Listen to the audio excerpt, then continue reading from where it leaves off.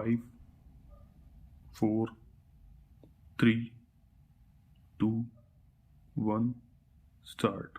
The impugned order dated 27/1/2021 has been passed under Section 2 of the Act, which says that any prisoner who, during a period of 5 years immediately before his conviction, has earlier been convicted and sentenced for the commission of one or more offences mentioned in Chapter 12 or 17 of the Indian Penal Code 1860 Central Act 45 of 1860 close, except the offences covered under the clause whereas the perusal of the custody certificates annexed with the petition as well as with the reply reveal that the offences in which the conviction has taken place do not fall within the necessary parameters as in FIR number 67 of 2013,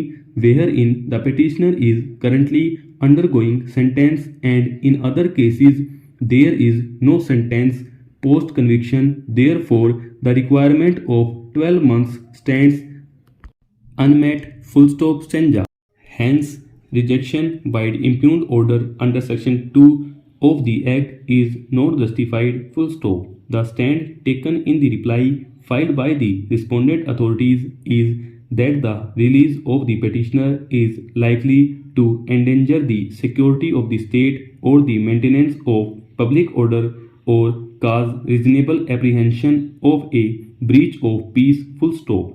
As per the procedure prescribed, if the respondent authorities oppose the temporary release of a prisoner, the grounds prescribed must make out that the prisoner's presence is dangerous to the security of the state or is prejudicial to the maintenance of public order, where no such reasoning has been made before taking such a stand. Full stop.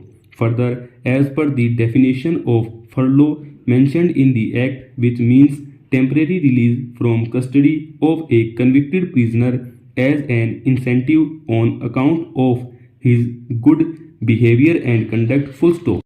The period of furlough may count towards the awarded sentence subject to the condition as specified in this Act or rules made thereunder. Full stop. Stanza. The reply filed by the respondent authorities does not disclose any such incident where they have noticed or found bad behavior in the conduct of the petitioner during his custody as a convicted prisoner.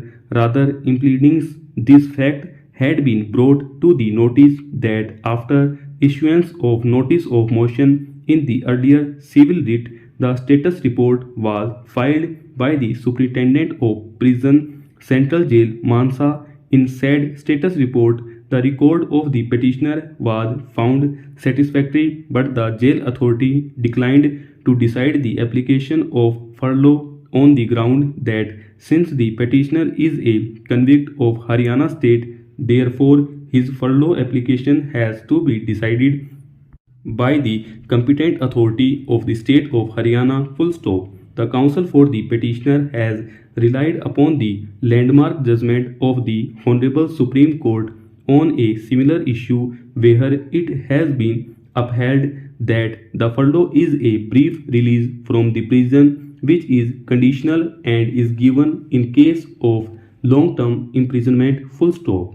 The period of sentence spent on furlough by the prisoners need not to be undergone by him as is done in the case of parole. Full stop.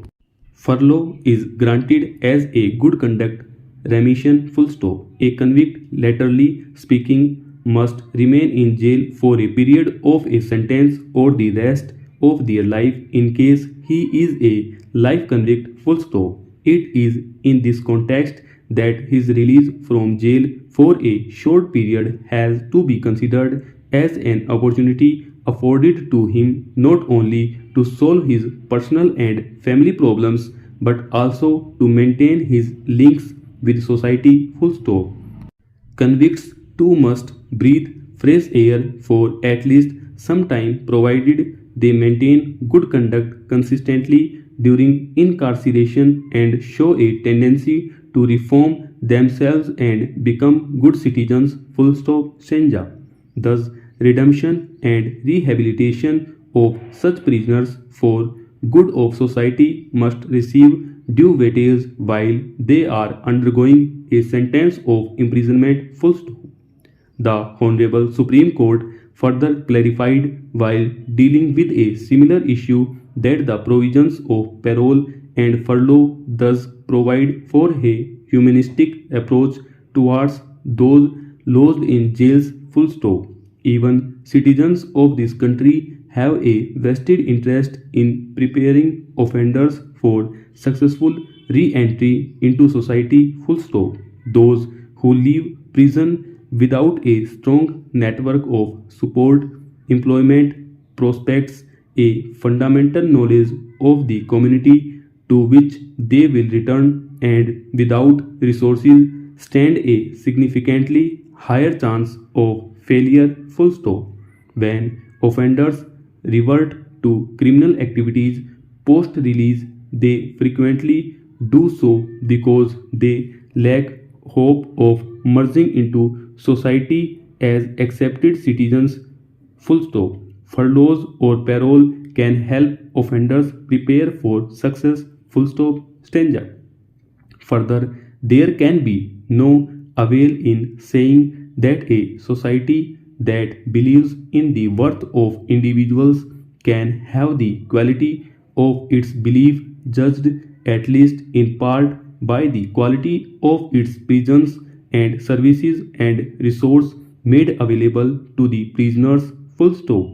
Being in a civilized society organized with law and system as such, it is essential to ensure for every citizen a reasonably dignified life. Full stop.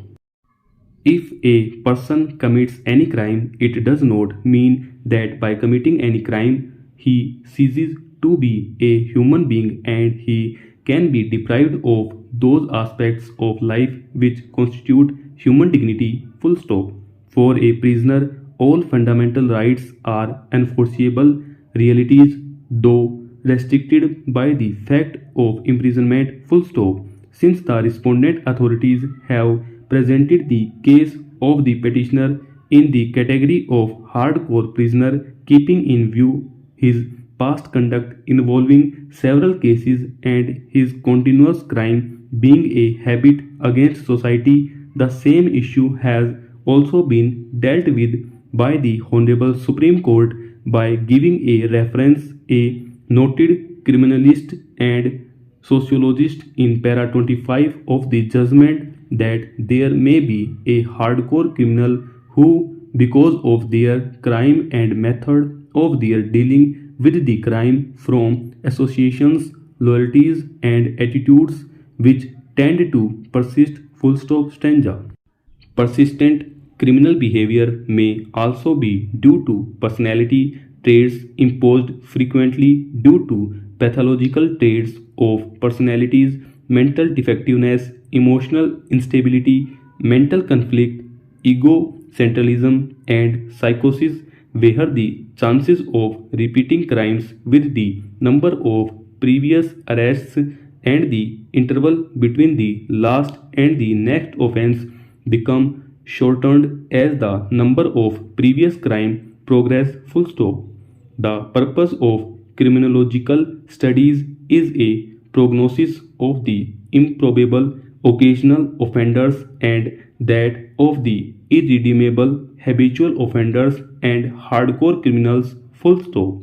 This reference is being made only to depict and as a counter to the plea taken by the respondent authorities by terming the petitioner a hardcore criminal, which may help to understand the criminal behavior and the continuous criminal character of the petitioner. Full stop. Though the petitioner has been denied furlough because he is a hardcore criminal, and additional stand taken in reply that there is apprehension that he may commit a crime if released on furlough and peace may be disturbed, the given reasoning is not acceptable, full stop, stanza. The likelihood of committing a crime while on furlough would not be sufficient ground for denying temporary release, as the mere likelihood of committing a crime is not to be taken as an apprehension of a threat to the security of the state or maintenance of public order, full stop. Temporary release acts envisages the temporary release of convicts, full stop. The mere fact that the person is convicted for an offence does not mean that he may abscond or commit a crime if released on furlough, full stop.